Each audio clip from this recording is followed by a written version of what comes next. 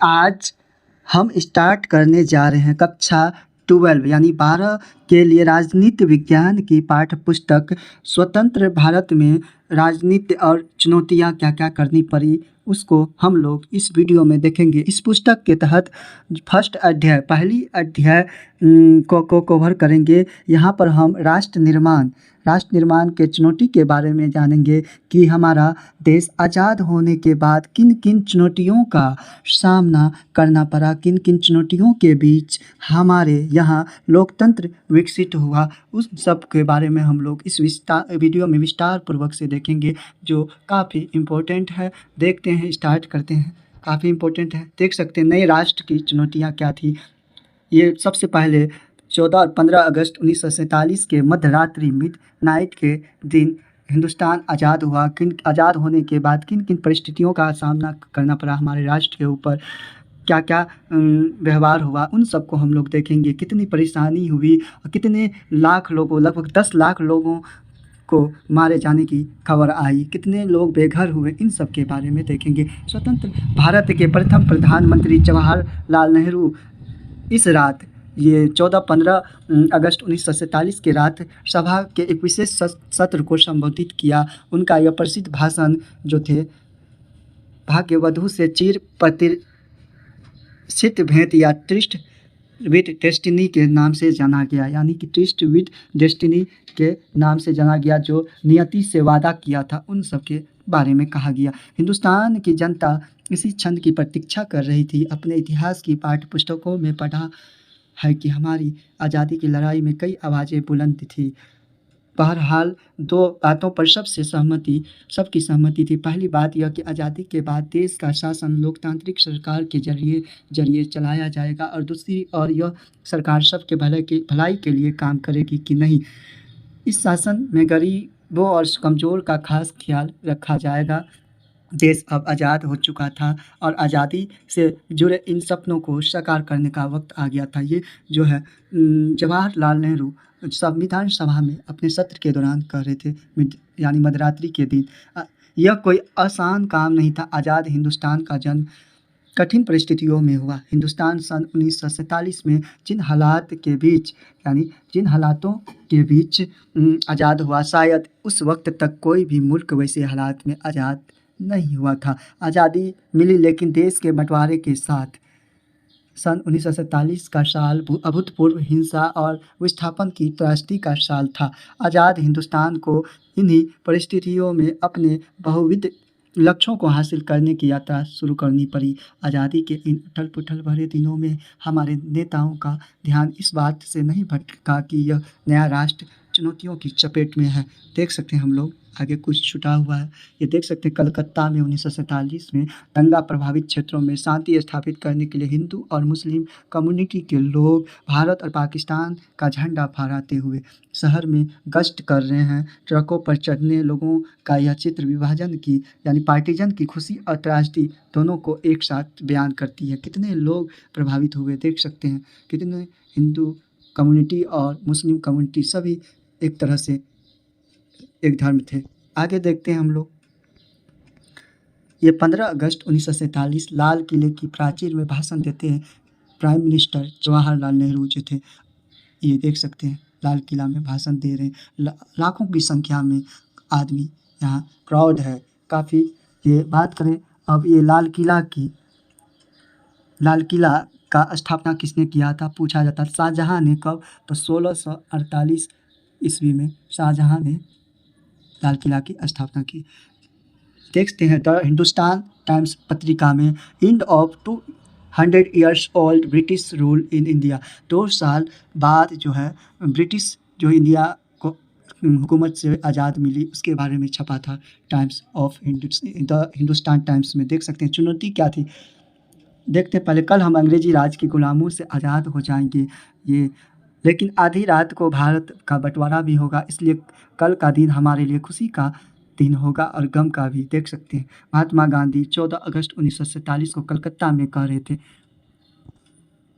3 चुनौतियाँ थी मुख्य तौर पर। भारत के सामने 3 तरह की चुनौतियाँ थी। पहली कालिक चुनौती एकता के सूत्र में बंधे एक ऐसे भारत को गढ़ने की थी जिसमें भारतीय समाज की सारी विविधताओं के लिए जगह हो। भारत अपने आकार और विविधता में किसी महादेश के बराबर था। यहाँ अलग अलग बोली बोलने वाले लोग थे, यानी सभी कम्युनिटी के लोग थे। इनकी संस्कृति अलग थी और वे अलग अलग धर्मों के अनुयायी भी थे। उस वक्त आमतौर पर यही मानना माना जा रहा था कि इतनी विविधताओं से भरा कोई देश ज़्यादा दिनों तक एकजुट नहीं रह सकता। देश के विभाजन के साथ लोगों के मन में समाई यह आशंका एक तरह से सच साबित हुई। भारत के भविष्य को लेकर गंभीर सवाल खड़े थे। क्या भारत एक रह जाएगा? क्या ऐसा करने के लिए भारत सिर्फ राष्ट्रीय एकता की बात पर सबसे ज़्यादा जोर देगा, बाकी उद्देश्यों को तिलांजलि के देगा? क्या ऐसे में हर क्षेत्रीय और उप क्षेत्रीय पहचान की को खारिज कर दिया जाएगा? उस वक्त का सबसे तीखा और चुभता हुआ एक सवाल यह भी था कि भारत में क्षेत्रीय अखंडता कैसे हासिल किया जाए। दूसरी चुनौती क्या थी? लोकतंत्र को कायम करने की थी। जो लोकतंत्र थे उसको कायम करने की थी। आप भारतीय संविधान के बारे में पहले ही पढ़ चुके हैं। आप जानते हैं कि संविधान में मौलिक अधिकार की गारंटी दी गई है। तो मौलिक अधिकार कितना से कितना तक में है? अनुच्छेद 12 से लेके 35 तक अनुच्छेद में है। भाग पूछेगा तो भाग की बात करें तो भाग 3 में है, इसको याद रखिएगा। स्थापना कब हुई थी? मौलिक अधिकार जो लागू कर दिया गया था 26 जनवरी 1950 को लागू कर दिया गया था। ठीक है, अधिकार की गारंटी दी गई और हर नागरिक को मतदान का अधिकार दिया गया। जितने भी आदमी थे उनको किस चीज़ का अधिकार दिया गया था? तो मतदान का अधिकार दे दिया था। भारत में संसदीय शासन पर आधारित प्रतिनिधित्व मूलक लोकतंत्र को अपनाया। इन विशेषताओं से यह बात सुनिश्चित हो गई कि लोकतांत्रिक ढांचे यानी संविधान जो थी लोकतंत्रात्मक या लोकतांत्रिक जो थी हमारे संविधान के भीतर राजनीतिक मुकाबले होंगे। लोकतंत्र को कायम करने के लिए लोकतांत्रिक संविधान जरूरी होता है, लेकिन इतना भर भी काफ़ी नहीं होता। चुनौती यह भी थी कि संविधान से मेल खाते लोकतांत्रिक व्यवहार बर्ताव चलन में आए। तीसरी चुनौती क्या थी? ऐसे विकास डेवलप की जिससे समूचे समाज का भला होता हो कि नहीं। कुछ एक तबकों का इस मोर्चे पर संविधान में यह बात साफ कर दी गई थी कि सबके साथ समानता यानी समानता का बर्ताव किया जाना, इक्वलिटी का बर्ताव किया जाता है। समानता का अधिकार कितना से कितना तक में है? अनुच्छेद 14 से 18 तक में है। काफ़ी इम्पोर्टेंट है, जो भाग 3 के तहत आता है। और सामाजिक रूप से वंचित तबकों तथा धार्मिक सांस्कृतिक अल्पसंख्यक समुदायों को कम्युनिटी को विशेष सुरक्षा दी जाए। संविधान ने राज्य के नीति निर्देशक सिद्धांत की बात करें तो अनुच्छेद कितना से 36 से लेके कितना तक 51 तक है अनुच्छेद राज्य के नीति निर्देशक सिद्धांत या नीति सिद्धांत जिसको कहते हैं। भाग की बात करें तो भाग पूछा जाता है, भाग 4 के तहत है। इसी को हम लोग DPSP कहते हैं। DPSP का मतलब क्या आता है? तो direct principles of state policy, इसी को कहते हैं राज्य के जो है नीति निर्देशक सिद्धांतों के अंतर्गत लोक कल्याण की बात करते हैं। लोक कल्याण के लिए कार्य के लिए राज्य के बारे में अनुच्छेद 16 में कहा गया है। ठीक है, उन लक्ष्यों को भी स्पष्ट कर दिया जाए जिन्हें राजनीति को जरूर पूरा करना चाहिए। अब असली चुनौती आर्थिक विकास, डेवलप और गरीबी खात्मे के कारगर नीतियों को तैयार करने की थी।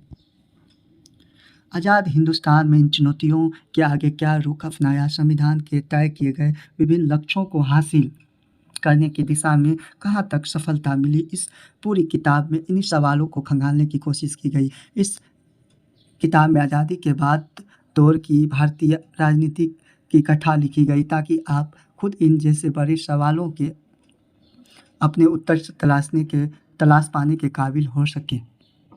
शुरुआत के 3 अध्यायों में यह जानने की कोशिश करेंगे कि ऊपर जिन चुनौतियों का जिक्र किया गया था उनका आज़ाद के बाद शुरुआती सालों में कैसे सामना किया गया।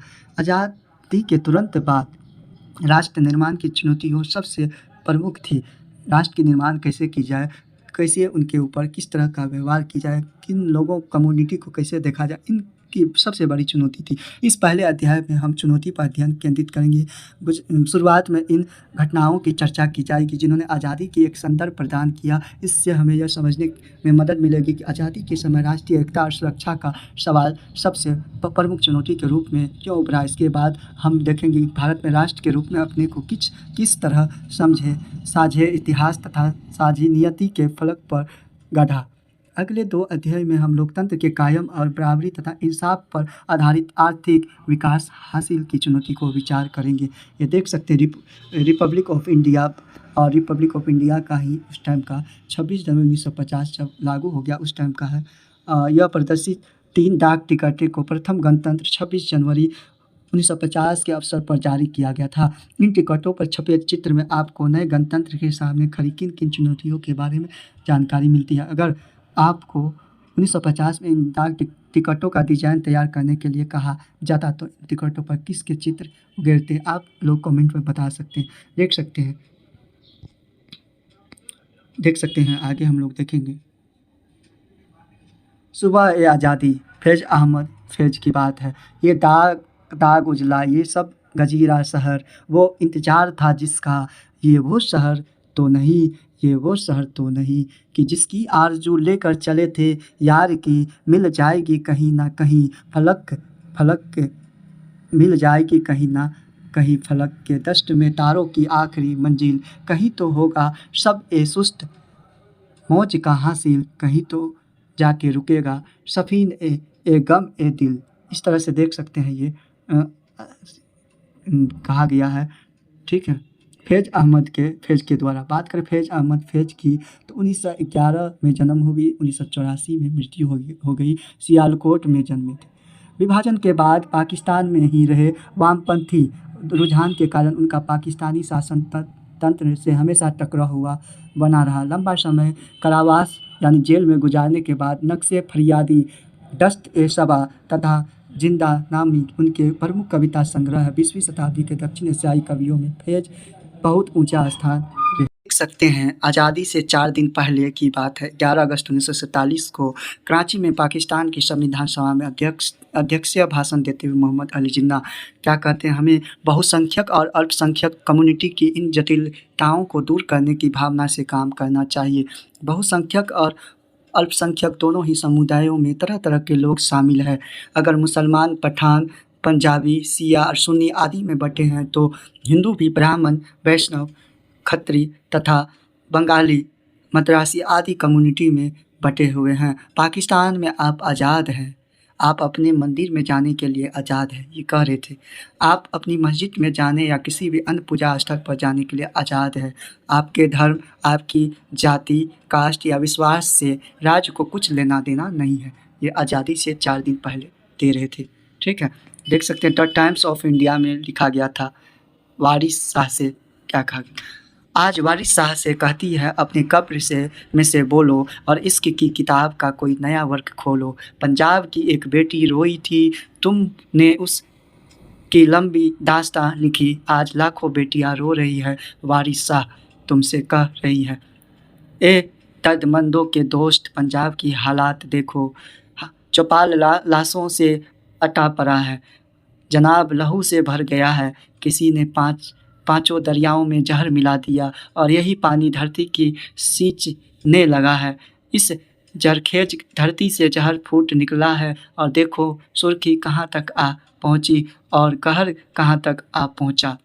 फिर जहरीली हवा वन जंगलों में चलने लगी, उसने हर बांस की बांसुरी जैसे एक नाग बना दी। ये देख सकते हैं, ये सही लिखे उस तरह की जो व्यतीत घटनाएं थी उसके टाइम का है, जो पार्टीशन के टाइम की बात करें।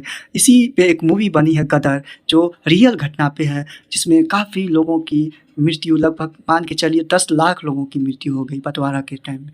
इतनी भयावह थी। वहाँ अपने अपने जो फैमिली थे अपनी बहू बेटियों को बचाने में थे, इज्जत को बचाने में थे। इस तरह की वहाँ कांडें हो रही थी, आप समझ नहीं सकते थे। बंटवारे के बाद भी वो लोग चैन से नहीं थे। अमृत प्रीतम, जिसकी जन्म 1919 में 2005 में देहांत हो गई, पंजाबी भाषा की प्रमुख कवित्री और कथाकार, साहित्यिक उपलब्धियों के लिए साहित्य अकादमी, पद्म श्री और पिट पुरस्कार से सम्मानित। विभाजन के बाद दिल्ली में निवास किए। जीवन के अंतिम समय तक पंजाब की साहित्यिक पत्रिका नागमणि का संपादन किया। नागमणि किसका है? तो अमृत प्रीतम, काफ़ी इम्पोर्टेंट है। ये जवाहरलाल नेहरू जो है अक्टूबर 1947 की बात है, ठीक है। भारत में मुसलमान अल्पसंख्यकों की तादाद इतनी ज़्यादा है कि वे चाहे तब भी यहाँ से कहीं और नहीं जा सकते। यह एक बुनियादी तथ्य है और इस पर कोई अंगुली नहीं उठाई जा सकती। पाकिस्तान चाहे जितना उकसावा दे या वहाँ के गैर मुस्लिमों को अपमान और भय के चाहे जितने भी वोट पीने पड़े, हमें अपने अल्पसंख्यकों के साथ सभ्यता और शालीनता के साथ पेश आना है। लोकतांत्रिक शासन व्यवस्था में हमें उन्हें नागरिक के अधिकार देने होंगे और उनकी रक्षा करनी होगी। अगर हम ऐसा करने में कायम नहीं होते तो यह एक नासूर बन जाएगा जो पूरी राज्य व्यवस्था में जहर फैलाएगा और शायद इसको तबाह भी कर देगा। ये जवाहरलाल नेहरू का है। विभाजन और विस्थापन और पुनर्वास क्या था? 15 अगस्त 1947 एक नहीं बल्कि दो राष्ट्र भारत और पाकिस्तान अस्तित्व में आए। दो राष्ट्र, ऐसा विभाजन पार्टीशन के कारण हुआ। ब्रिटिश इंडिया को भारत और पाकिस्तान के रूप में बांट दिया गया। आपने इतिहास की पाठ्यपुस्तकों में उस राजनीतिक घटनाक्रम के बारे में पढ़ा जिससे के फलस्वरूप दोनों देशों में के भूभाग को रेखांकित करते हुए सीमा रेखा खींच दी गई। कहाँ? तो सीमा रेखा खींच दी गई। भारत और पाकिस्तान पार्टीशन कर दी गई। बात है पाकिस्तान जो है सीमा रेखा जो कि इसके बीच रेड क्लिप रेखा जो 1947 में खींच दी गई। मुस्लिम लीग ने द्विराष्ट्र सिद्धांतों की मांग की। द्विराष्ट्र सिद्धांतों की मांग किसने की? तो मुस्लिम लीग ने की। बात करें द्विराष्ट्र सिद्धांत की मांग की बात करें तो सिद्धांत के जो थे सर सैयद अहमद खान को माना जाता है मूल रूप से। बात की थी इस सिद्धांत के अनुसार भारत किसी एक कौम का नहीं बल्कि हिंदू और मुसलमान नाम की दो कौमों का देश है। इसी कारण मुस्लिम लीग ने मुसलमानों के लिए एक अलग देश यानी पाकिस्तान की मांग की, यानी मुस्लिम के लिए राष्ट्र के लिए। कांग्रेस ने द्विराष्ट्र सिद्धांत तथा पाकिस्तान की मांग का विरोध किया। पाकिस्तान की मांग जो की थी, पाकिस्तान जो थे इसकी मांग की बात करें तो लाहौर का जो सत्र चल रहा था 1940 ईस्वी में मोहम्मद अली जिन्ना ने मुस्लिम राज बनाने की ही यही मांग की थी, ठीक है। इस तरह से बात करें, अब पूछा जाता है पाकिस्तान शब्द किसने दिया था? तो चौधरी रहमत अली ने 1934 में पाकिस्तान शब्द की मांग की थी, ठीक है। विरोध किया। बहरहाल सन 1940 के दशक में राजनीति के मोर्चे पर कई बदलाव आए। कांग्रेस और मुस्लिम लीग के बीच राजनीतिक प्रतिस्पर्धा तथा ब्रिटिश शासन की भूमिका जैसी कई बातों पर का जोर रहा। नतीजतन पाकिस्तान की मांग मान ली गई। इस टाइम विभाजन की प्रक्रिया क्या थी? फैसला हुआ कि अब तक जिस भूभाग को इंडिया के नाम से जाना जाता था उसे भारत और पाकिस्तान के नाम से दो देशों के बीच बांट दिया जाएगा, यानी एक ही भूमि में दो देशों के बीच बांट दिया जाएगा। यह विभाजन दर्दनाक तो था ही, इस पर फैसला करना और अमल में लाना और भी कठिन था। तय किया गया कि धार्मिक बहुसंख्या को विभाजन का आधार बनाया जाएगा। इसके मायने यह थे कि जिन इलाकों में मुसलमान बहुसंख्यक थे, मुसलमान बहुसंख्यक सबसे ज़्यादा बात करें तो उस टाइम में दिल्ली के क्षेत्र में थे, काफ़ी इलाके पाकिस्तान में भूभाग होंगे और शेष हिस्से भारत कहलाएंगे। यह बात थोड़ी आसान जान पड़ी, लेकिन असल में इसमें कई किस्म की दिक्कतें थी। पहली बात तो यह कि ब्रिटिश इंडिया में कोई एक भी इलाका ऐसा नहीं था जहाँ मुसलमान बहुसंख्यक हो। ऐसे दो इलाके थे जहाँ मुसलमानों की आबादी ज़्यादा थी। एक इलाका पश्चिम में था तो दूसरा इलाका पूर्व में। ऐसा कोई तरीका न था कि इन दोनों इलाकों को जोड़कर एक जगह कर दिया जाए। इसे देखते हुए फैसला हुआ कि पाकिस्तान में दो इलाके शामिल होंगे, यानी कि पश्चिमी पाकिस्तान। कौन? तो पश्चिमी पाकिस्तान जो वर्तमान में पाकिस्तान है और पूर्वी पाकिस्तान जो वर्तमान में बांग्लादेश के नाम से जाना जाता है। इनके बीच में भारतीय भूभाग का एक बड़ा विस्तार रहेगा। दूसरी बात यह कि मुस्लिम बहुल हर इलाका पाकिस्तान में जाने को राजी हो, ऐसा भी नहीं था कि खान अब्दुल गफ्फार खान पश्चिमोत्तर सीमा प्रांत के निर्विवाद नेता थे। सीमांत गांधी के नाम से जाने जाते थे ये। उनकी प्रसिद्धि सीमांत गांधी के रूप में भी थी, काफ़ी इम्पोर्टेंट है। द्विराष्ट्र सिद्धांत के एकदम खिलाफ थे वो, उनके खिलाफ थे। संयोग से उनकी आवाज़ की अनदेखी की गई और पश्चिमोत्तर सीमा प्रांत को द्वि पाकिस्तान में शामिल मान लिया गया। तीसरी समस्या और भी विकट थी। ब्रिटिश इंडिया के मुस्लिम बहुल प्रांत पंजाब और बंगाल में अनेक हिस्से बहुसंख्यक गैर मुस्लिम आबादी वाले थे। ऐसे में फैसला हुआ कि इन दोनों प्रांतों में भी बंटवारा धार्मिक बहुसंख्यकों के आधार पर होगा और इसमें जिले अथवा उससे निचले स्तर के प्रशासनिक इलाके को आधार माना जाएगा। 14-15 अगस्त 1947 की मध्य रात्रि मिडनाइट तक यह फैसला नहीं हो पाया था। इसका मतलब यह हुआ कि आज़ादी के दिन तक अनेक लोगों को यह पता नहीं था कि वे भारत में है या पाकिस्तान में। जिसको जहाँ हुआ उधर निकल पड़े, जहाँ ठिकाना मिला वो बसने लगे। उसको ये भी पता नहीं थी कि ये भूमि पाकिस्तान की है या ये भूमि हिंदुस्तान की। पंजाब और बंगाल का बंटवारा विभाजन की सबसे बड़ी त्रासदी साबित हुई। काफ़ी त्रासदी हुई, काफ़ी लोगों की दिक्कतों की सामना करनी पड़ी। इसी समस्या से जुड़ी हुई चौथी और विभाजन की सबसे अबूझ कठिनाई अल्पसंख्यकों की थी। सीमा के दोनों तरफ अल्पसंख्यक थे। जो इलाके अब पाकिस्तान में है और लाखों की संख्या में हिंदू और सिख आबादी थी, ठीक उसी तरह पंजाब और बंगाल के भारतीय भूभाग में भी लाखों की संख्या मुस्लिम आबादी थी। दिल्ली और उसके आसपास के इलाकों में भी मुसलमानों की एक बड़ी आबादी थी। देख सकते ये सब लोग एक तरह से सांसत में थे और लोगों ने पाया कि हम तो अपने ही घर में विदेशी बन गए। जिस ज़मीन पर वे और उनके पुरखे सदियों से आबाद रहे, उसी ज़मीन पर वे विदेशी बन गए। जैसे ही यह बात साफ हुई कि देश का बंटवारा होने वाला है, वैसे ही दोनों तरफ की अल्पसंख्यकों पर हमले होने लगे। देख सकते हैं कितनी गंभीर समस्याएं थी। फिर भी आज़ादी होने के बाद भी कितने अल्पसंख्यकों पर हमले होने लगी थी। इस बात का अनुमान नहीं लगा सका था कि यह समस्या विकट रूप धारण करने जा रही थी। इस कठिनाई से उबरने के लिए किसी के पास कोई योजना प्लान भी नहीं था। शुरू में लोग बाघ और नेता यही मानकर चल रहे थे कि हिंसा की घटनाएं अस्थायी है और जल्दी ही इनको काबू में कर लिया जाएगा। इसी तरह लेकिन बहुत बड़ी जल्दी हिंसा नियंत्रण से बाहर हो गई। इसीलिए देख सकते हैं आप लोग गदर मूवी में एक सीन जो दिखाया गया है, ट्रेन से कितनी लोग इधर से उधर जा रहे थे, कितनी मार काटे हो रही थी हिंदू मुस्लिम सिख में।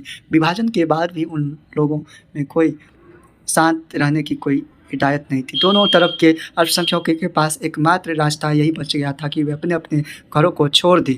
कई बार तो उन्हें ऐसा चंद घंटों की मोहलत के भीतर करना पड़ा। खाली विभाजन के परिणाम देख सकते हैं। ये गदर मूवी में भी इसी टाइप का सीन दिखाया गया, आप लोग देख सकते हैं। इसी घटना पे आधारित है। कितने मारकाट हो रही थी, हिंदू मुस्लिम सिख ईसाई सभी में हो रही थी। ठीक है, कितने बहु बेटियों को जो है प्रताड़ित किया जा रहा था, आप समझ नहीं सकते हैं। सन 1947 के बड़े पैमाने पर एक जगह की आबादी दूसरी जगह जाने को मजबूर हुई। आबादी का यह स्थानांतरण आकस्मिक, अनियोजित और त्रासदी से भरा हुआ था, अकाल से भरा हुआ था। मानव इतिहास के अब तक ज्ञात सबसे बड़े स्थानांतरणों में से एक था। समझ सकते हैं, धर्मों के नाम पर एक कम्युनिटी जो थे के लोगों के दूसरे कम्युनिटी के लोगों को बेरहमी से मारा जा रहा था। लाहौर, अमृतसर और कलकत्ता जैसे शहर सांप्रदायिक अखाड़े में तब्दील हो गई थी, यानी लहूलुहान हो गया था। लोगों जो थे तलवारें लेके घूम रहे थे, एक दूसरे के ऊपर वार कर रहे थे। जिन इलाकों में ज़्यादातर हिंदू अथवा सिख आबादी थी, उन इलाकों में मुसलमानों ने जाना छोड़ दिया। ठीक उसी तरह मुस्लिम बहुल आबादी वाले इलाकों में हिंदू और सिख भी नहीं गुजरते थे। ऐसी माहौल थी। देखते हैं मेहमान नवाजी में कसर। दंगाइयों ने चलती ट्रेन को रोक लिया, गैर मजहब लोगों को खींच के निकाला और तलवार तथा गोली से मौत के घाट उतार दिए। देख सकते हैं उस टाइम का आज़ाद पार्टीजन के बाद का सीन। बाकी यात्रियों को हलवा, फल और दूध दिया गया। आयोजकों के मुखिया ने कहा, भाइयों, जो उसके मुखिया जो होते थे, ट्रेन के आने की खबर देर से मिली, इसी कारण हम आपका स्वागत पुरजोर तरीके से नहीं कर सके जैसा कि आप सब चाहते होंगे। शहादत हसन मंटो, ये शहादत हसन मंटो जो थे सर्वश्रेष्ठ लघु कथाई और पाकिस्तानी लेखक भी थे। वो बोल रहे थे, ठीक है, लोग अपना घर बाहर छोड़ने के लिए मजबूर हुए। वे सीमा के एक तरफ से दूसरी तरफ गए और इस क्रम में लोगों को बड़ी से बड़ी विपत्ति का सामना करना पड़ा।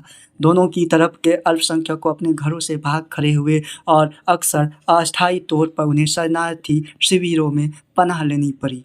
कल तक जो लोग का अपना वतन हुआ करता था, वही कि पुलिस अथवा स्थानीय प्रशासन अब उन लोगों के साथ रुखाई का बर्ताव कर रहा था। देख सकते हैं, लोगों को सीमा के दूसरी तरफ जाना पड़ा और ऐसा उन्हें हर हाल में करना था। अक्सर लोगों ने पैदल चलकर यह दूरी तय की। सीमा के दोनों ओर हजारों की तादाद में औरतों को अगवा कर लिया गया। देख सकते हैं, उन्हें जबरन शादी करनी पड़ी और अगवा करने वाले का धर्म भी अपनाना पड़ा था। कई मामले में यह भी हुआ कि खुद परिवार के लोगों ने अपने कुल की इज्जत बचाने के नाम पर घर की बहू बेटियों को मार डालते थे। यानी समझ सकते हैं कैसी भयावह स्थिति थी, कैसा कंडीशन था, कैसी माहौल थी। आप लोग इमेज कर सकते हैं।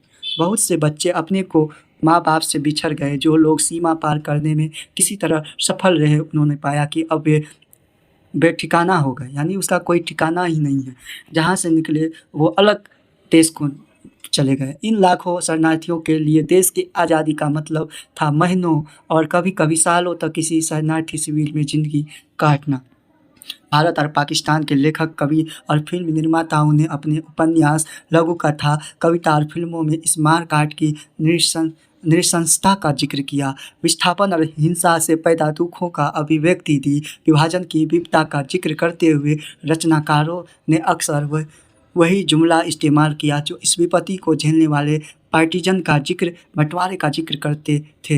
इन सबों के लिए बंटवारे का मतलब था दिल के दो टुकड़े हो जाना। दिल जो होते हैं उसके दो टुकड़े हो जाना। विभाजन में सिर्फ संपदा, देनदारी और देख सकते हैं नोआखली जो प्रेजेंट टाइम में बांग्लादेश में है। या तो आप गांधी जी 1947 में ग्रामीण इलाके के दौरा करते नोआखली के। देनदारी और परिसंपत्तियों का ही बंटवारा नहीं हुआ। इस विभाजन में दो कम्युनिटी जो अब तक पड़ोसियों की भांति रहते थे, हिंसक अलगाव का शिकार हो गए। विपत्ति संपदा के साथ साथ टेबल, कुर्सी, टाइपराइटर और पुलिस के वाद्ययंत्रों का बंटवारा हुआ था। सरकारी और रेलवे के कर्मचारियों का बंटवारा पार्टीजन हुआ। अब तक साथ साथ रहते आए दो कम्युनिटी का यह एक हिंसक और भयावह विभाजन पार्टीजन का अनुमान किया जाता था। विभाजन के कारण लगभग 80 लाख लोगों को अपना घर बार छोड़कर सीमा पार जाना पड़ा। यानी सीमा पार जो दो राष्ट्र बन गई, हिंदुस्तान और पाकिस्तान। हिंदुस्तान और पाकिस्तान दो राष्ट्र की मांग किसने किया था? तो मोहम्मद अली जिन्ना 1940 ईस्वी में। विभाजन की हिंसा के तकरीबन 5 से 10 लाख लोगों को अपनी जान गंवानी पड़ी। मारकाट, काफ़ी लोगों के प्रति प्रताड़ना हुई। प्रशासनिक मुश्किल और विपत्ति कठिनाइयों के अतिरिक्त विभाजन के साथ कुछ और ज़्यादा गहरे मुद्दे जुड़े हुए थे। भारत के नेता द्विराष्ट्र थ्योरी जो सिद्धांत दिए थे, कौन दिए थे? तो अली जिन्ना 1940 में यकीन नहीं करते थे। बहरहाल विभाजन तो धर्म के आधार पर ही हुआ था। यह इस वजह से भारत अपने आप हिंदू राष्ट्र बन गया। विभाजन के दौरान बड़ी संख्या में मुस्लिम आबादी, सबसे ज़्यादा मुस्लिम आबादी जो पार्टीजन के टाइम में कहाँ थी? तो दिल्ली के क्षेत्र में काफ़ी आबादी थी, पाकिस्तान चली गई। इसके बावजूद सबसे ज़्यादा जो थे, उसके बाद पार्टीजन के बाद 1947 में जब रेड क्लिप रेखा खींच दिया गया तो सबसे ज़्यादा मुस्लिम आबादी पाकिस्तान चली गई। इसके बावजूद 1951 के वक्त, 51 का जो उस टाइम में आम चुनाव हो रही थी, याद है, जनगणना हुई थी, कुल आबादी में 12% मुसलमान थे। ऐसे में सवाल यह था कि भारत अपने मुसलमान नागरिकों, सिटीजन जो होते थे, अब नागरिकों, भारत में हम लोग अब जाएंगे ना तो आगे पॉलिटी में देखेंगे तो भाग 2 में सिटीजन के बारे में है जो 5 to 11 तक है। दूसरे धार्मिक अल्पसंख्यकों मसलन सिख, ईसाई, जैन, बौद्ध, पारसी और यहूदियों जो बकरवाल वगैरह होते हैं, जम्मू कश्मीर वगैरह इन क्षेत्र में काफ़ी थी, अफगानिस्तान में। ठीक है, साथ क्या बर्ताव करे? बंटवारे के कारण हिंदू और मुसलमानों के बीच कैसे तनाव पहले से ही कायम था।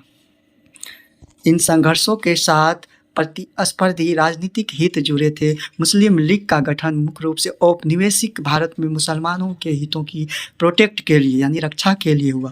मुस्लिम लीग मुसलमानों के लिए अलग राष्ट्र की मांग करने के एतबार से अग्रणी थी। ठीक इसी तरह कुछ और संगठन थे जो भारत को हिंदू राष्ट्र बनाने के लिए हिंदुओं को लामबंद लामबंद मतलब क्या होता है, सैनिक में देखिएगा लामबंद में तैयार करना होता है। उसी तरह मुस्लिम से लड़ने के लिए हिंदुओं को लामबंद करने की कोशिश में लगे थे। कुछ कुछ ऐसी पार्टियां थी। बहरहाल भारत की कौमी सरकार के अधिकतर नेता सभी नागरिकों को समान दर्जा यानी इक्वलिटी की दर्जा देने के लिए हामी थे। चाहे नागरिक किसी भी धर्म का हो, वे भारत को एक ऐसे राष्ट्र के रूप में नहीं देखना चाहते थे जहाँ किसी एक धर्म के अनुयायियों को दूसरे धर्मावलंबियों आगे देखते हैं हम लोग के ऊपर वरीयता क्या होता है। अगर हम लोग 10 ग्रुप में बैठे हैं, कहीं अगर मान के चलिए संविधान में बैठे हैं, कहीं पे बैठे हैं, उस वरीयता का मतलब ये होता है कि उस ग्रुप में सबसे ज़्यादा उम्र के जो होते हैं सीनियर सिटीजन, उनको वरीयता देती है, उसको रिजर्वेशन दिया जाता है। अथवा किसी भी एक धर्म के विश्वासियों के मुकाबले बाकियों को हीन समझा जाता है। वे मानते थे कि नागरिक चाहे जिस धर्म को माने, उसका दर्जा बाकी नागरिकों के बराबर ही होना चाहिए। नागरिकता की कसौटी धर्म को नहीं बनाया जाना चाहिए। हमारे नेतागण जिसको धर्मनिरपेक्ष का मतलब क्या होता है, धार्मिक मामले में तटस्थता रखना और सभी धर्मों के साथ समान व्यवहार यानी इक्वलिटी का व्यवहार करना। आदर्शों में हिमायती उनके एक आदर्श से अभिव्यक्ति भारतीय संविधान में हुई। आगे हम लोग का छूटा हुआ कुछ देखते हैं, ठीक है। ये देख सकते हैं आप लोग, यहाँ तक हो गई है। और ये आप सलीम मिर्ज़ा आगरा में रहते थे, उनके बारे में हम लोग देखते हैं। जूते का एक व्यवसाय करते थे। विभाजन यानी पार्टीजन जब हिंदुस्तान और पाकिस्तान का हुआ, उसके बाद सलीम अपने ही लोगों के बीच अजनबी बन जाते हैं। विभाजन के बाद यानी बंटवारा के बाद बदले माहौल में सलीम अपने आसपास की दुनिया से संबंध नहीं बिठा पाते। धीरे धीरे उनका व्यवसाय जो अपने बिजनेस करते थे, बिजनेस भी चौपट होने लगा। देश के दूसरी तरफ से आया एक शरणार्थी क्या होते हैं, जो कहते हैं ना भगोरा जो होते हैं, परिवार उनके पुश्तैनी मकान पर कब्जा कर लेता है। घटनाओं की इस गहमा-गहमी में सलीम की बेटी मौत की गले लगा लेती है, लेकिन सलीम फिर भी उम्मीद नहीं छोड़ते हैं। उन्हें यकीन है कि हालात दोबारा सामान्य हो जाएगा यानी नॉर्मल हो जाएगा। सलीम क्या कहते हैं, सलीम की इस सोच से उनके परिवार वाले की इत्तेफाक नहीं रखते। परिवार के कई सदस्यों या मेंबर्स ने पाकिस्तान जाने का फैसला कर लिया है। सलीम पाकिस्तान जाने की व्यवस्था और भारतीय रहने की इच्छा के बीच फंस गए थे। ठीक है। कहानी में सलीम के सामने एक निर्णायक क्षण आता है जब छात्रों के एक जत्थे को सड़क से गुजरता हुआ देखते हैं, यानी छात्र जितने भी हैं उनके एक ग्रुप को देखता है कि सड़क से गुजरते हुए। तो आंदोलनकारी छात्र थे, वो क्या थे, तो आंदोलनकारी छात्र थे। सरकार को बेहतर सुविधाओं की मांग कर रहे थे। छात्रों के इस जत्थे में सलीम का बेटा सिकंदर भी शामिल था, देख सकते हैं। आपकी राय में मिर्ज़ा सलीम का फिल्म के अंत में क्या रखा होगा, ऐसी परिस्थितियों में आप लोग बता सकते हैं। वर्ष 1973 में हुई थी। निर्देशक था, याद रखिएगा, MS सत्यू। पटकथा थी कैफी आजमी। अभिनय कौन किया था, बलराज साहनी और जलाद आगा। फारूक शेख, गीता सिद्धार्थ। महात्मा गांधी ने 15 अगस्त 1947 के दिन आज़ादी के किसी भी जश्न में भाग नहीं लिए। जब भारत पार्टीजन हो रहा था उस टाइम में कोई भी जश्न में वो भाग ही नहीं लिए। वे कलकत्ता के उन इलाकों में डेरा डाले होते, यानी कलकत्ता में थे, जहाँ हिंदुओं और मुसलमानों के बीच भयंकर दंगा हो रही थी। कब, तो 1947 में। सांप्रदायिक हिंसा से उनके मन पर गहरी चोट लगी, ये दंगा से। यह देखकर उनका दिल टूट चुका था। अहिंसा और सत्याग्रह के जिन सिद्धांतों के लिए वे आजीवन समर्पित भाव से काम करते रहे, वे सिद्धांत इस घड़ी में लोगों के एक सूत्र में पिरो सकने में नाकामयाब हो गए थे। गांधी जी ने हिंदुओं और मुसलमानों से जोर देकर कहा कि वे हिंसा का रास्ता छोड़ दें।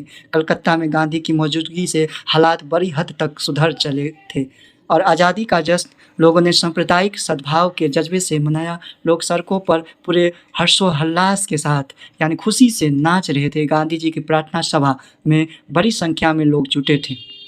गांधी जी का प्रार्थना क्या है, आप लोग कमेंट करके बताएंगे। प्रार्थना था, वैष्णव जन तेरे। कौन लिखा है, इनके बारे में बताएंगे। बहरहाल यह स्थिति ज़्यादा दिनों तक कायम नहीं रही। हिंदुओं और मुसलमानों के बीच दंगे एक बार फिर से भड़क उठे। गांधी जी अमन कायम करने के लिए उपवास यानी फास्टिंग पर बैठ गए। देखते हैं थोड़ी।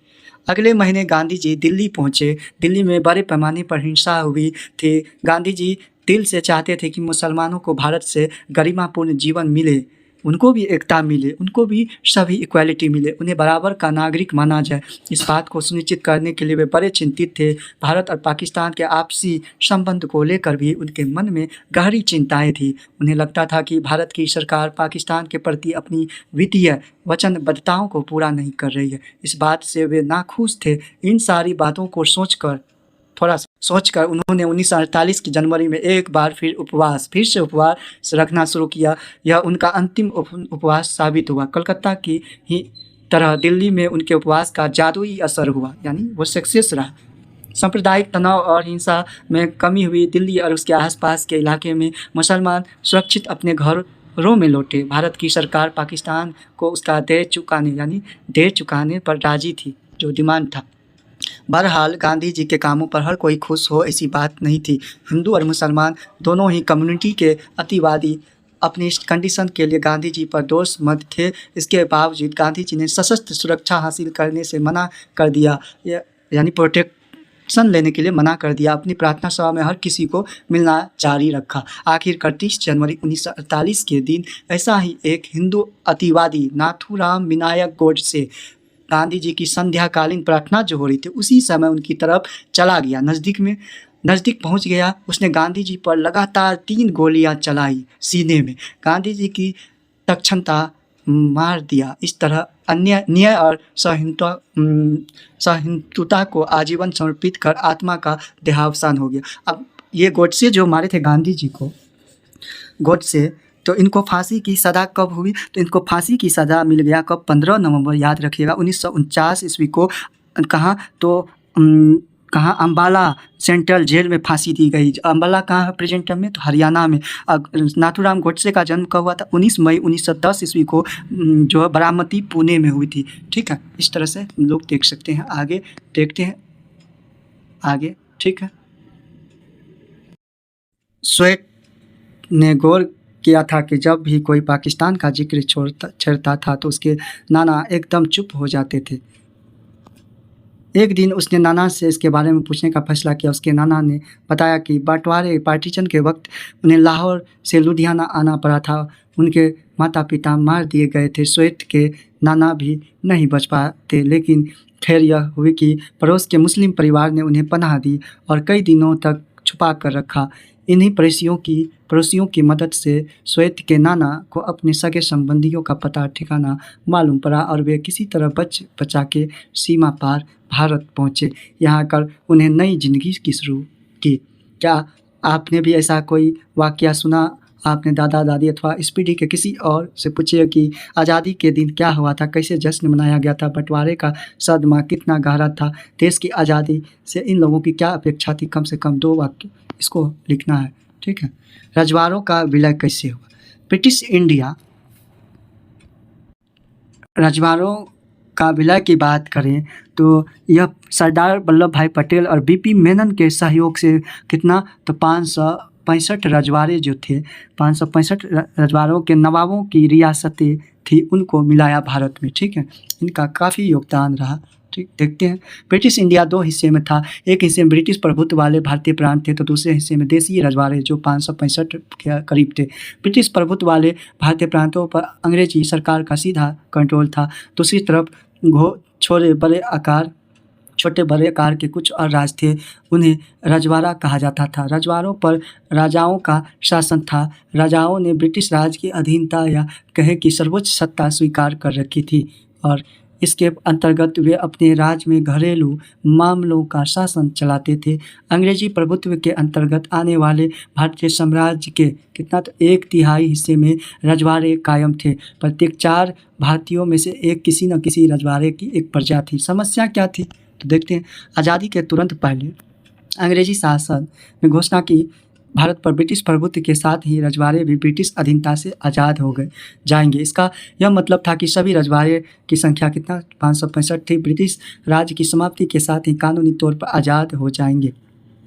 अंग्रेजी राज का नज़रिया यह था कि रजवाड़े अपनी मर्जी से चाहे तो भारत या पाकिस्तान में शामिल हो जाए या फिर अपना स्वतंत्र अस्तित्व बनाए रखे। भारत अथवा पाकिस्तान में शामिल होने या स्वतंत्र हैसियत बनाए रखने का फैसला रजवाड़ों की प्रजा को नहीं करना था। यह फैसला लेने का अधिकार राजाओं को दिया गया था। यह अपने आप में बड़ी गंभीर समस्याएं थी। इससे अखंड भारत के अस्तित्व पर भी खतरा मंडरा रहा था। ये देख सकते हैं ये विभाजन के पहले और बाद का है। ब्रिटिश शासन ये सब यहाँ ये सब में ब्रिटिश के शासन थे जितना भी है। उसके बाद रियासतें रजवाड़े ये सब थी, आप लोग देख सकते हैं। जूनागढ़, हैदराबाद, बलूचिस्तान ये सब, इन सबको आप लोग रोक के हैदराबाद जो पुलिस बल के थ्रू इसको भारत में मिलाया। आगे देखते हैं हम लोग। समस्या में जल्दी ही अपने तेवर दिखाने शुरू किए। सबसे पहले त्रावणकोर के राजा ने, कहाँ के राजा? त्रावणकोर के राजा जो थे, त्रावणकोर जो केरल में है, आज़ाद रखने की घोषणा की। अगले दिन हैदराबाद के निज़ाम ने, ऐसी ही हैदराबाद की बात करें तो हैदराबाद जो है या मूसी नदी के किनारे है हैदराबाद, पुलिस कार्रवाई के माध्यम से हैदराबाद को भारत में विलय किया निज़ाम ने। ऐसी अब हैदराबाद का जो निज़ाम जो थे उस्मान अली खान थे। ऐसी घोषणा शासक मसलन भोपाल के नवाब संविधान सभा में शामिल नहीं होना चाहते थे। रजवाड़ों के शासकों के रवैये से यह बात साफ हो गई कि आज़ादी के बाद हिंदुस्तान कई छोटे छोटे देशों में शक्ल में बंट जाने वाला है। लोकतंत्र का भविष्य अंधकार में पड़ रहा था। भारतीय स्वतंत्रता संग्राम का लक्ष्य एकता और आत्मनिर्णय के साथ साथ लोकतंत्र का रास्ता अख्तियार करना था। इससे देखते हुए स्थिति को अपने आप बड़ी विचित्र थी। अधिकतर रजवाड़ों में शासन लोकतांत्रिक रीति से चलाया जा रहा था, यानी वो जो थे अंग्रेज के अंदर थे। रजवाड़ों के शासन अपनी प्रजा को लोकतांत्रिक अधिकार देने के लिए तैयार नहीं थे। बात करें तो कुछ है, जैसे कि जूनागढ़ रियासत जनमत संग्रह के आधार पर हुआ था। जूनागढ़ जो थे, इसके बाद याद रखिएगा जम्मू कश्मीर को विलय पत्र पर हस्ताक्षर करके भारत में मिलाया गया था। इस तरह से सरकार का नज़रिया, हम भारत के इतिहास के एक यादगार मुकाम पर खड़े साथ चले, देश को महानता की नई बुलंदियों तक पहुंचा सके, जबकि एकता के अभाव में अप्रत्याशित विपदाओं के घेरे में होंगे। मैं उम्मीद करता हूं कि भारत की रियासतें इस बात को पूरी तरह से समझेगी कि अगर हमने सहयोग नहीं किया और सर्वसामान्य की भलाई के साथ मिलकर एक कदम नहीं बढ़ाया तो अराजकता और व्यवस्था हम में से सबको, चाहे कोई छोटा हो या बड़ा, घेर लेगी, हमें बर्बाद की तरफ ले जाएगी। सरकार का नज़रिया, छोटे बड़े विभिन्न आकार के देशों में बंट जाने की इस भावना के विरुद्ध अंतरिम सरकार ने कड़ा रुख अपनाया। मुस्लिम लीग ने भारतीय राष्ट्रीय कांग्रेस के इस कदम का विरोध किया। लीग की मानना था कि मुस्लिम लीग के रजवाड़ों को अपनी मनमर्जी का रास्ता चुनने के लिए छोड़ दिया जाना चाहिए। रजवाड़ों के शासकों को मनाने समझाने में सरदार वल्लभ भाई पटेल ने ऐतिहासिक भूमिका निभाई, क्योंकि सरदार वल्लभ भाई पटेल जो थे उस टाइम में क्या थे, तो वो थे गृह, सूचना एवं प्रसारण राज्यों के मामले में मंत्री थे। इसीलिए उनके अंदर अधिकार रजवाड़ों को उन्हें भारतीय संघ में शामिल होने के लिए राजी कर लिया। आज यह आसान पर जान पड़ सकता कि, लेकिन अपने आप में यह बड़ा जटिल काम था। इसके लिए बड़ी चतुराई या युक्तिपूर्ण पहलकदमी की जरूरत थी। मिसाल के तौर पर आज के उड़ीसा में ही तब 26 और छत्तीसगढ़ में 15 छोटे रजवाड़े थे। इंपॉर्टेंट है, इसको नोट करेंगे। सौराष्ट्र जो महाराष्ट्र में 14 बड़े और 119 छोटे रजवाड़े, अनेक प्रशासनिक तंत्र भी थे। देशी रजवाड़ों की इस चर्चा से 3 बातें सामने आती है। पहली बात तो यह कि अधिकतर रजवाड़ों के लोग भारतीय संघ में शामिल होना चाहते थे। दूसरी बात यह था कि भारत सरकार का रुख लचीला था और कुछ इलाकों को स्वायत्तता देने के लिए तैयार थी, जैसा कि जम्मू कश्मीर में हुआ, विलय पत्र पे साइन करके मिलाया गया। भारत सरकार के विभिन्नताओं को सम्मान देने और विभिन्न क्षेत्रों की मांगों को संतुष्ट करने के लिए रुख अपनाया गया था। तीसरी बात, विभाजन की पृष्ठभूमि में विभिन्न इलाकों के सीमांकन के सवाल पर खींचतान जोर पकड़ रही थी। ऐसे में देश की क्षेत्रीय अखंडता, एकता का सवाल सबसे ज़्यादा अहम हो उठा। सरदार पटेल जी रियासतों के शासक को पत्र में 1947 में लिखते हैं। शांतिपूर्ण बातचीत के जरिए लगभग सभी रजवाड़े, जिनकी सीमाएं आज़ाद हिंदुस्तान की नई सीमाओं से मिलती थी, 15 अगस्त 1947 से पहले ही भारतीय संघ में शामिल हो गए। अधिकतर रजवाड़ों के शासकों ने भारतीय संघ में अपने विलय के एक सहमति पत्र पर हस्ताक्षर किए, जैसे जम्मू कश्मीर वगैरह। इस सहमति पत्र को इंस्ट्रूमेंट ऑफ एक्सेशन कहा जाता है। इस पर हस्ताक्षर का अर्थ था कि रजवाड़े भारतीय संघ का अंग बनने के लिए सहमत है। जूनागढ़ की बात करें तो यह जनमत संग्रह के आधार पर इसको भारत में मिला है। हैदराबाद को जो है ये पुलिस बल कार्रवाई के माध्यम से इसको भारत में मिला। कश्मीर को बात करें तो कश्मीर जो थे विलय पत्र पर हस्ताक्षर करके भारत में शामिल किया गया और मणिपुर की रियासतों का विलय बाकियों की तुलना में थोड़ा कठिन साबित हुआ। इस अध्याय में हम हैदराबाद और मणिपुर की रियासतों के विलय के मामले पर गौर करेंगे। कश्मीर के विलय पत्र के बारे में आप अध्याय 8 में पढ़ेंगे।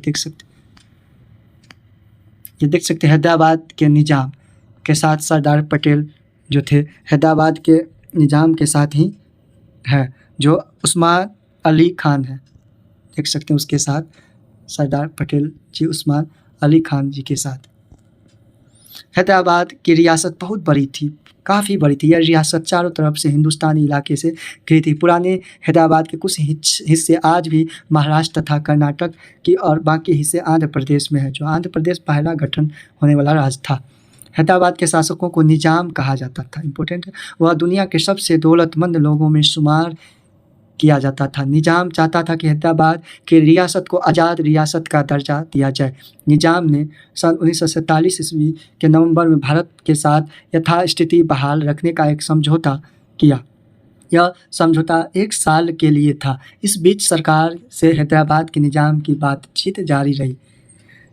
ठीक है, देखते हैं सरदार वल्लभ भाई पटेल 1875 में जन्म और 1990 में मृत्यु हो गई। आज़ादी के आंदोलन के नेता, कांग्रेस के नेता, महात्मा गांधी के अनुयायी, स्वतंत्र भारत के उप प्रधानमंत्री और प्रथम गृह मंत्री। देशी रियासतों को भारत संघ में मिलाने में महत्वपूर्ण भूमिका। मौलिक अधिकार, अल्पसंख्यक, प्रांतीय संविधान आदि से संबंधित संविधान सभा की महत्वपूर्ण समितियों के भी सदस्य थे। इसी दौरान हैदराबाद की रियासत के लोगों के बीच निजाम के शासन के खिलाफ आंदोलन जोर पकड़ा। तेलंगाना इलाके के किसान निजाम के दमनकारी शासन से खास तौर पर दुखी थे। वे निजाम के खिलाफ उठ खड़े हुए। महिलाएं निजाम के शासन में सबसे ज़्यादा जुल्म का शिकार हुई थी। महिलाएं भी बड़ी संख्या में इस आंदोलन से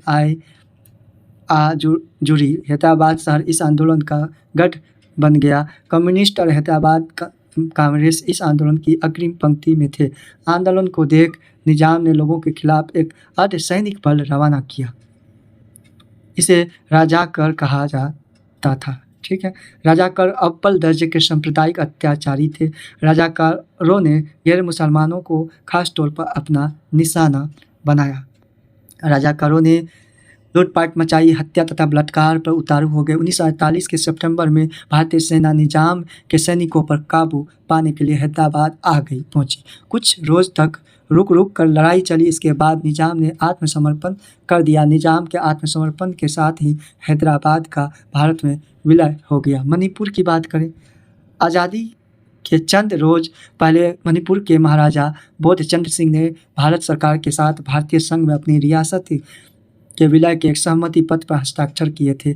इसकी एवज में उन्हें यह आश्वासन दिया गया था कि मणिपुर की आंतरिक स्वायत्तता बरकरार रहेगी। जनमत के दबाव में महाराजा ने 1948 में के जून में चुनाव करवाया। इस चुनाव के फलस्वरूप मणिपुर की रियासत में संवैधानिक राजतंत्र कायम हुआ। मणिपुर भारत का पहला भाग है जहां सार्वभौम वयस्क मताधिकार के सिद्धांत को अपनाकर चुनाव हुए। इम्पोर्टेंट है, सबसे पहले मणिपुर में चुनाव हुआ वयस्क मताधिकार के तहत। मणिपुर की विधानसभा में भारत में विलय के सवाल पर गहरे मतभेद थे। मणिपुर की कांग्रेसी चाहती थी कि इस रियासत को भारत में मिला दिया जाए, जबकि दूसरी राजनीतिक पार्टियों के खिलाफ थी। मणिपुर की निर्वाचित विधानसभा में परामर्श के लिए बगैर भारत सरकार ने महाराजा पर दबाव डाला कि वे भारतीय संघ में शामिल होने के समझौते पर हस्ताक्षर कर दे। भारत सरकार को इसमें सफलता मिली। मणिपुर में इस कदम को लेकर लोगों में क्रोध और नाराजगी के भाव पैदा हुए। इसका असर आज तक देखा जा सकता है। आप लोग देखिए रहे मणिपुर का कंडीशन क्या है, कैसी दंगाई हो रही, कैसे जो है वहाँ पे भेदभाव किया जा रहा। ठीक है, ये देख सकते हैं चित्र के माध्यम से दिखाया गया। ना उठिए मत महाराज, मुझे बस ये दे दीजिए, हो जाइए। ये जो है सरदार वल्लभ भाई पटेल विदेशी मामले ये वहाँ के निजाम को ठीक है। रजवाड़ों की जनता और वहाँ का शासकों को आपसी संबंधों पर टिप्पणी करता पटेल रजवाड़ों की समस्या को जिस ढंग से हल करना चाहते थे उसकी एक झलक इस कार्टून में थे। देख सकते हैं कितनी योगदान रहा सरदार वल्लभ भाई पटेल जी का। राज्यों का पुनर्गठन, बंटवारे के और देशी रियासतों के विलय के साथ ही राष्ट्र निर्माण की प्रक्रिया का अंत नहीं हुआ। भारतीय प्रांतों की आंतरिक सीमाओं को तय करने की चुनौती अभी सामने थी। यह महज प्रशासनिक विभाजन का मामला न था, प्रांतों की सीमाओं को इस तरह तय करने की चुनौती थी कि देश की भाषाई और सांस्कृतिक बहुलता की झलक मिले, साथ ही राष्ट्रीय एकता की खंडित न हो। औपनिवेशिक शासन के समय प्रांतों की सीमाएं प्रशासनिक सुविधा के लिहाजा से तय की गई थी। ब्रिटिश सरकार ने जितने क्षेत्र को जीत लिया हो उतना ही एक अलग प्रांत मान लिया जाता था। प्रांतों की सीमा इस बात से भी तय होता था कि किसी रजवाड़े के अंतर्गत कितना इलाका शामिल है। हमारी राष्ट्रीय सरकार ने इसे सीमांकन को बनावटी मानकर खारिज कर दिया। उसे भाषा के आधार पर राज्यों के पुनर्गठन का वायदा किया। 1920 में कांग्रेस का नागपुर अधिवेशन जो कौन सा अधिवेशन था, तो 35वां अधिवेशन था, जो CV राघवाचार्य थे उसके अध्यक्ष। ठीक है। एक विशेष अधिवेशन का भी अधिवेशन हुआ जो कलकत्ता में इसी टाइम में हुआ था। लाला लाजपत राय कांग्रेस के इसमें संविधान की पारित की गई थी। ठीक है। इसके बाद ही इस सिद्धांत में भारतीय राष्ट्रीय कांग्रेस ने मान लिया था कि राज्यों का पुनर्गठन भाषा के आधार पर होगा। अनेक प्रांतीय कांग्रेस समितियों को भाषाई इलाका के आधार पर बनाया गया। समितियां ब्रिटिश इंडिया के प्रशासनिक विभाजन को अपने कामकाज में नहीं बरतती थी। आज़ादी और बंटवारे के बाद स्थितियां बदली। हमारे नेताओं को चिंता हुई अगर भाषा के आधार पर प्रांत बनाए गए तो इससे अव्यवस्था फैल सकती तथा देश के टूटने का खतरा पैदा हो सकता है। हमारे नेताओं को यह भी लग रहा था कि भाषावर राज्यों के गठन से दूसरी सामाजिक आर्थिक चुनौतियों से ध्यान भटक सकता है, जबकि देश इन चुनौतियों की चपेट में है। केंद्रीय नेतृत्व ने इस मामले को स्थापित करने का फैसला किया। रजवाड़ों का मसला अभी हल नहीं हुआ, बंटवारे की यादें अभी ताज़ा थी। केंद्रीय नेतृत्व के फैसले को राजस्थानी नेताओं और लोगों ने चुनौती दी। पुराने मद्रास प्रांत के तेलुगु भाषी क्षेत्रों में विरोध भड़क उठा। पुराने मद्रास प्रांत में आज के तमिलनाडु और आंध्र प्रदेश शामिल थे। इसके कुछ हिस्से मौजूदा केरल एवं कर्नाटक में भी है। विशाल आंध्र आंदोलन, आंध्र प्रदेश के नाम से अलग राज्य बनाने के लिए चलाया गया आंदोलन जो था मांग कि मद्रास प्रांत के तेलुगु भाषी इलाकों को अलग करके एक नया राज्य आंध्र प्रदेश बनाया जाए। तेलुगु भाषी क्षेत्र की लगभग सारी राजनीतिक शक्तियां मद्रास प्रांत के भाषाई पुनर्गठन के पक्ष में थी। केंद्र सरकार हाँ न की दुविधा में थी। इसकी इस मनोदशा से इस आंदोलन में जोर पकड़ा। कांग्रेस के नेता और दिग्गज गांधीवादी जो थे पोट्टी श्रीरामुल्लु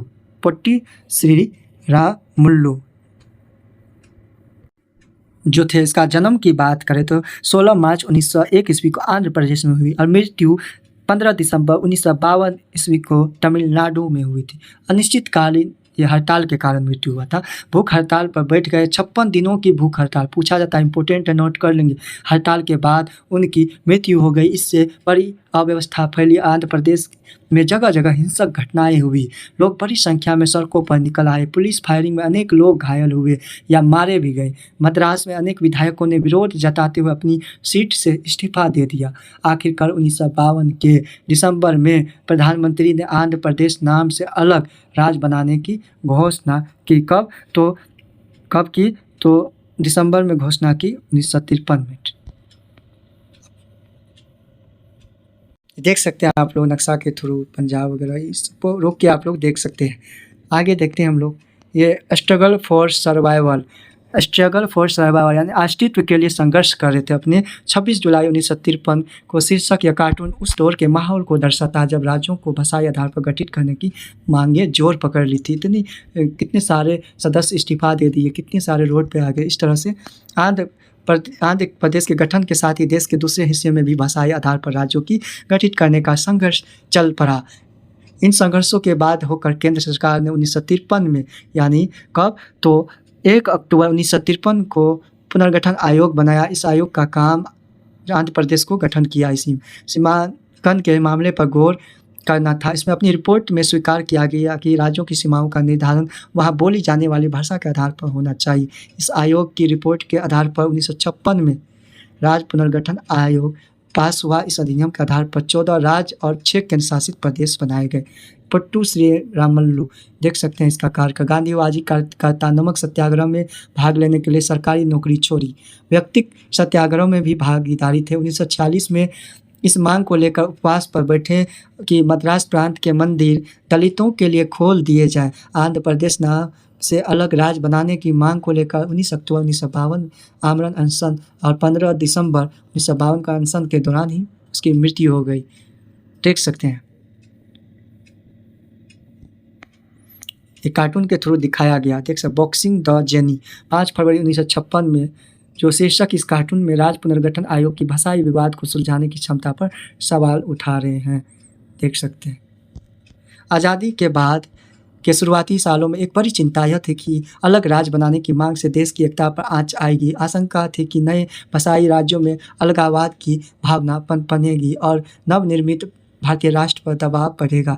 जनता के दबाव में आखिरकार नेतृत्व में भाषा के आधार पर राज्यों के पुनर्गठन का मन बनाया। उम्मीद थी कि अगर इस इलाके के क्षेत्रीय और भाषाई दावे को मान लिया गया तो बंटवारे और अलगाववाद के खतरे में कमी आएगी। इसके अलावा क्षेत्रीय मांगों को मानना और भाषा के आधार पर नए राज्यों का गठन करना एक लोकतांत्रिक कदम के रूप में भी देखा गया। रिपोर्ट स्टेट रिकॉग्निशन कमीशन के तंत्र 1955 का रिपोर्ट है जो देख सकते हैं। भाषा व राज्यों के पुनर्गठन की घटना को आज 50 साल से अधिक समय हो गया।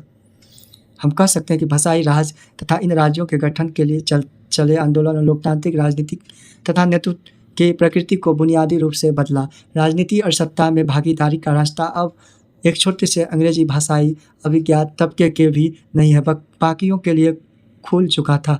भाषावर पुनर्गठन के राज्यों में सीमांकन के लिए एक समरूप आधार भी मिला। बहुतों की आशंका के विपरीत इससे देश नहीं टूटा, इसके विपरीत देश की एकता और ज़्यादा मजबूत हुई। सबसे बड़ी बात यह कि भाषावर राज्यों के पुनर्गठन की विभिन्नताएं के सिद्धांत को स्वीकृति मिली। अब हम कहते हैं कि भारत ने लोकतंत्र अपनाया तो इसका सीधा सा मतलब इतना भर नहीं होता कि भारत में लोकतांत्रिक संविधान का अमल होता अथवा भारत में चुनाव करवाए जाते। भारत में लोकतांत्रिक होने का एक विस्तर अर्थ है।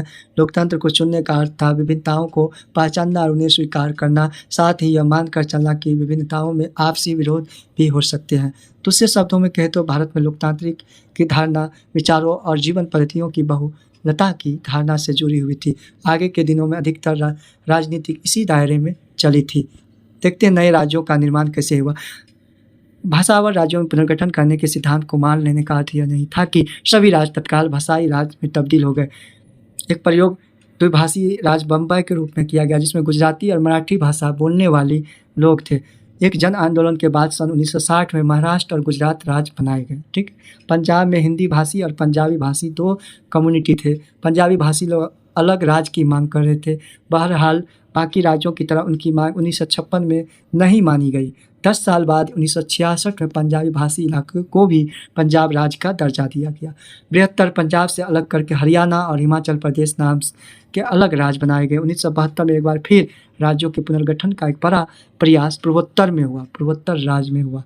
असम से अलग करके 1972 में मेघालय बनाया गया। इम्पोर्टेंट है। इसी साल मणिपुर और त्रिपुरा को भी 1972 में अलग कर राज्य के रूप में अस्तित्व में आए। मिजोरम और अरुणाचल प्रदेश 1987 में वजूद में आए, जबकि नागालैंड इससे कहीं पहले यानी कि 1963 में ही राज्य बन गया था। बहरहाल राज्यों के पुनर्गठन के सिर्फ भाषा को आधार बनाया गया हो ऐसी बात नहीं। बाद में के वर्षों में अनेक उप क्षेत्रों अलग क्षेत्रीय संस्कृति अथवा विकास के मामले में क्षेत्रीय असंतुलन के सवाल उठाकर अलग राज्य बनाने की मांग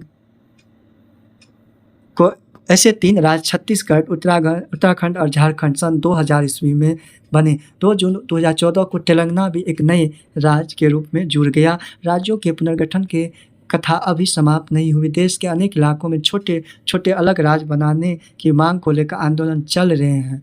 महाराष्ट्र में विदर्भ, पश्चिमी उत्तर प्रदेश में हरित प्रदेश और पश्चिम बंगाल के उत्तरी भाग में राज्य बनाने के ऐसे आंदोलन अभी भी चल रहे।